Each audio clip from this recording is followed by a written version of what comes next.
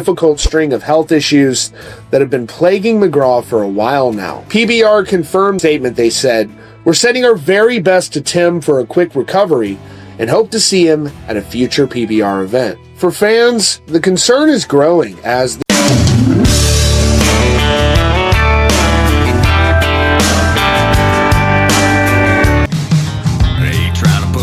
back together with whiskey, but I'm told it'll drown out the hurt inside. Why was Tim McGraw afraid to touch Taylor Swift when he performed with her? Tim McGraw appeared very nervous in front of Taylor Swift, just standing there singing, keeping a safe distance from her, and barely making eye contact. When Taylor moved to the rhythm of the music and placed her hand on his shoulder, Tim's movements became stiff. After Taylor removed her hand, much bigger and more worrying picture. This recent back surgery follows double knee replacements, 3 previous back surgeries, a torn rotator cuff, and a ruptured disc. The physical toll has been immense, and it's been weighing on him heavily. Just last month, McGraw himself opened up about how serious it's gotten, and his words were pretty sobering. He said, "I can tell you that after double knee replacements and 3 back surgeries, and now a torn rotator cuff and a ruptured disc, all the things that are going on, there were times this year that I thought, this might be it. This might be time to hang it up." He explained how every move he makes now has to be deliberate. He said, "I can't move quickly. There's no turning real quick to do something. Everything has to be very intentional. Everything that I do has to be very methodical." Now, these health problems have also impacted other parts of his career. He previously had to step away from a starring role in a new Netflix bull riding series, with reports claiming it was because he needed another back surgery. Same thing happened during Taylor's tour, when Tim and his wife, Faith Hill, showed up as surprise guests. Instead of shaking Taylor's hand, he stood next to her and even held her hand. Over Faith's shoulder, there was an awkward distance between him and Taylor. This is obviously unusual, as Tim is usually relaxed when he's with other female celebrities. Even when meeting female fans for the first time, Tim is very friendly and is willing to shake hands with the fans and even blow kisses to them from a distance. The real reason why Tim doesn't dare to touch Taylor is that Taylor is too famous and her every move is closely watched by fans. Tim was concerned that his unveiling a new song.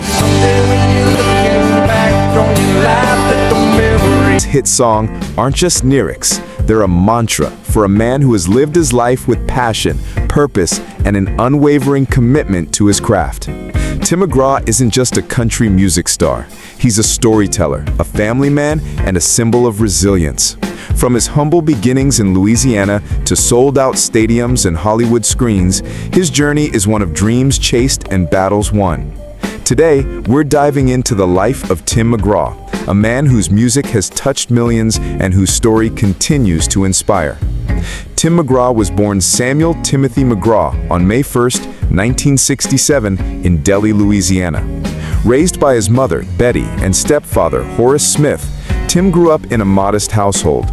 For years, he believed Horace was his biological father.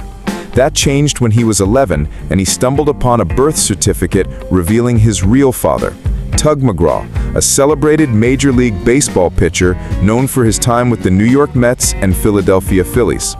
This discovery shook Tim's world, igniting a curiosity about his identity and a longing to connect with his famous father. Growing up, Tim was a small-town kid with big dreams. He played sports, baseball, naturally, but music was his true calling. He soaked up influences from country legends like Merle Haggard and George Jones alongside rock and pop. Country music is about real life, love, loss, and everything in between, he once said, a belief that would shape his career. After high school, he briefly attended college but dropped out in 1989 to pursue music in Nashville, armed with a guitar and a relentless drive. Nashville didn't welcome Tim with open arms. He spent his early days playing dive bars, facing rejection, and occasionally sleeping in his car. But persistence paid off. In 1992, Curb Records took a chance on him, and his self-titled album, Tim McGraw, hit Tim McGraw is better known for being a loving family man, still married to Faith Hill, but his reputation might take a hit. The country superstar was performing a show in Atlanta when he made his way through a boisterous crowd, all pawing for a chance to make contact with him. Then one woman got too handsy, and then so did McGraw. A viral video appears to show him giving her a slap before security rips her away. A country singer slapping a woman? Cue the redneck jokes. Really though, TMZ reports that McGraw's rep made a statement saying Tim was singing out in the audience and someone firmly grabbed onto his leg. He instinctively swatted to try to keep them from ripping his jeans, which they succeeded at doing, and so he could get to more fans. Now, McGraw's fans are responding in different ways. Some believe he was justified. Others believe the fans should sue him for causing physical harm.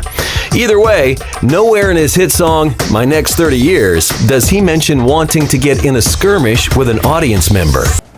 Tim McGraw, he is one of the biggest names in country music, on television, in Hollywood. Listen. Smooth as a hickory wind that blows from Memphis down to Apalachicola. It's high, y'all. Did you eat well? Come on in. I'm sure glad to know ya. Well, now Tim McGraw stepping off the trail and going in front of the camera. He's teaming up with Duracell to highlight the stories of first responders all across America, including some New York firefighters on duty during Superstorm Sandy. Our truck broke down right before the brunt of the storm really kicked in. We were all terrified. I was scared. Guys were scared. You know, some guys have families. I could honestly say the first time in 32 years that during an operation, I really thought that we had a good chance of losing somebody. Tim McGraw joins us now along with Scott Lewis. Scott's fire department in Ohio was involved with the rescue of a... Took a chance on him, and his self-titled album, Tim McGraw, hit shelves in 1993. It flopped commercially, but Tim didn't give up. His breakthrough came with his second album, Not a Moment Too Soon, 1994. The title track soared to #1 on the country charts, and the album sold over 6 million copies, making him an overnight sensation. From there, Tim's star only rose.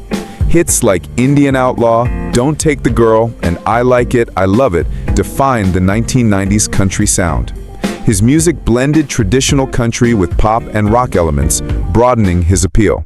By the late 1990s, he was headlining tours and Hey, this is Tim McGraw, and welcome to the first ever Music City Rodeo in Nashville. You were stretching out that shoulder just a little bit. I mean, still dealing with that. I mean, you've had several surgeries, double knee replacement. I'm ready. I'm ready to get back and see how it goes and see how I'm moving around. You know, I won't be jumping off stage or doing anything like that, but it's going to be a good show. Live a life, live a life. 9 months after an injury forced him to cancel several concerts, he returned to the stage. Shocking the crowd, Tim brought out his and Faith Hill's 3 daughters, Gracie, Maggie, and Audrey, as he sang his 2007 hit song featuring the girls. 1, 2, 3, like a bird I sing. The proud dad is a founding member of the first ever PRCA Rodeo in Nashville, alongside Jelly Roll and Reba McEntire. I mean, you know, with all that's going on in Nashville, the way it's exploding, it just felt like it was the perfect thing to have here. You know, I think Yellowstone really had a big part. They've done a lot for country music and a lot for the culture of rodeo, and now everybody's wearing cowboy hats. You can hear me on your radio. The rodeo is absolutely for everybody. It is a family event. I'm a third-generation rodeo brat. Daddy won the world in 57, 58, and 61 in the steer roping. Grandpap won it in 34. I got my start in the music business singing at the National Finals Rodeo in Oklahoma City in 1974. So my whole life has been music and rodeo.